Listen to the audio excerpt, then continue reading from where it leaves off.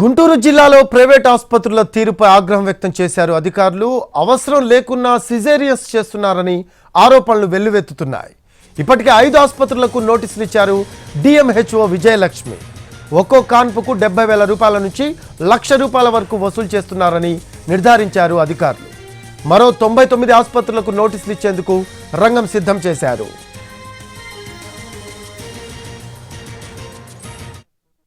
నూట 4 hospitals list మనకు 100% caesarean section rate ఎక్కువగా ఉందని వచ్చింది.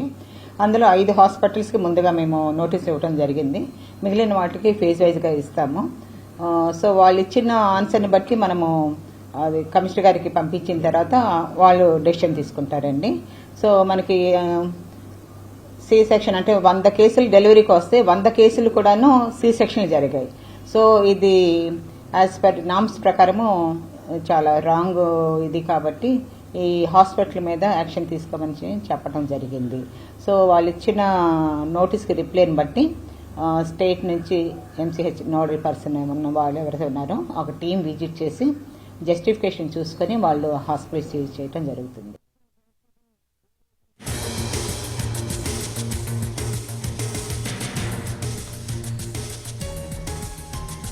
గుంటూరు జిల్లాలో ప్రైవేట్ ఆసుపత్రుల తీరుపై ఆగ్రహం వ్యక్తం చేశారు అధికారులు. అవసరం లేకున్నా సిజేరియన్స్ చేస్తున్నారని ఆరోపణలు వెల్లువెత్తుతున్నాయి. ఇప్పటికే 5 ఆసుపత్రులకు నోటీసులు ఇచ్చారు డిఎంహెచ్ఓ విజయలక్ష్మి. ఒక్కో కాన్పుకు 70,000 రూపాయల నుంచి ₹1,00,000 వరకు వసూలు చేస్తున్నారని నిర్ధారించారు అధికారులు. మరో 99 ఆసుపత్రులకు నోటీసులు ఇచ్చేందుకు రంగం సిద్ధం చేశారు. దీనికి సంబంధించిన లేటెస్ట్ అప్డేట్స్ అందించడానికి మా కరెస్పాండెంట్ కృష్ణ లైవ్లో అందుబాటులో ఉన్నారు. కృష్ణ, గుంటూరు జిల్లాలో ప్రైవేట్ హాస్పిటల్స్ తీరుపై అధికారులు ఆగ్రహం వ్యక్తం చేసినట్టు తెలుస్తుంది. మొత్తం 5 హాస్పిటల్కు నోటీసులు ఇచ్చినట్టు తెలుస్తుంది. దీనికి సంబంధించిన లేటెస్ట్ అప్డేట్స్ ఏంటి?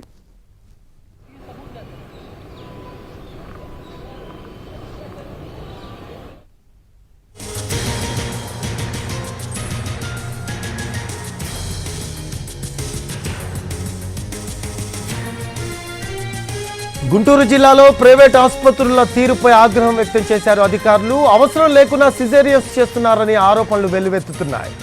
ఇప్పటికే 5 ఆసుపత్రులకు నోటీసులు ఇచ్చారు డిఎంహెచ్ఓ విజయలక్ష్మి. ఒక్కో కాన్పుకు 70,000 నుంచి ₹1,00,000 వరకు వసూలు చేస్తున్నారని నిర్ధారించారు అధికారులు. మరో 99 ఆసుపత్రులకు నోటీసులు ఇచ్చేందుకు రంగం సిద్ధం చేశారు.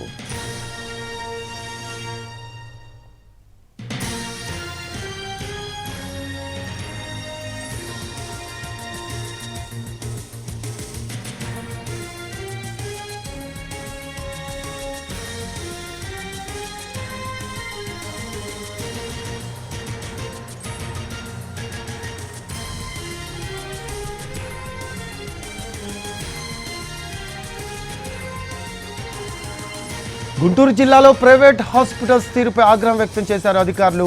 అవసరం లేకున్నా సిజేరియన్స్ చేస్తున్నారని ఆరోపణలు వెల్లువెత్తాయి. దీనికి సంబంధించిన లేటెస్ట్ అప్డేట్స్ అందించడానికి మా కరెస్పాండెంట్ కృష్ణ లైవ్లో అందుబాటులో ఉన్నారు. కృష్ణ దగ్గర వెళ్దాం. కృష్ణ, మొత్తం ఇప్పటికే 5 ఆసుపత్రులకు నోటీసులు ఇచ్చినట్టు తెలుస్తోంది డిఎంహెచ్ఓ.